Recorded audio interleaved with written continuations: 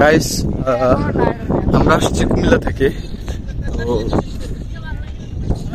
এখানে দারুণ একটা ট্যুর হবে ইনশাল্লাহ। সোনাদি আমি প্রথম যাইতেছি। আমাদের এই রুট প্ল্যান হচ্ছে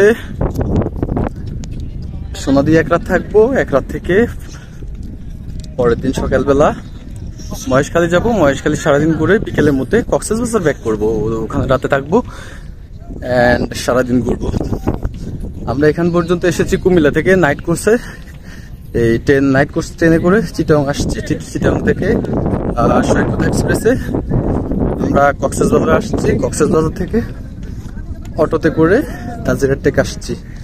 তো আমাদের মোটামুটি ভাড়া পড়ছে কুমিল্লা থেকে চিটাগং পর্যন্ত ট্রেন ভাড়া 200-250 টাকার মতো, আর চিটাগং থেকে কক্সবাজার 250 টাকার মতো।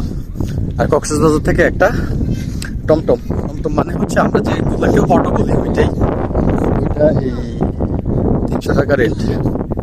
এবার 5-6 জন আসা যায় আর কি, সর্বোচ্চ একটু কষ্ট করে বসলে 8 জন আসা যাবে।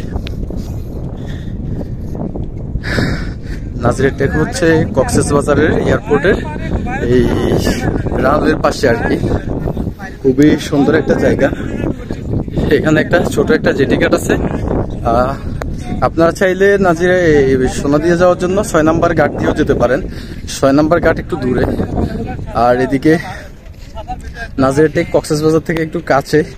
ডলফিন মোড় থেকে অল্প একটু 6-7 কিলোমিটার, আসতে অলমোস্ট 15 মিনিটের মতো লাগবে।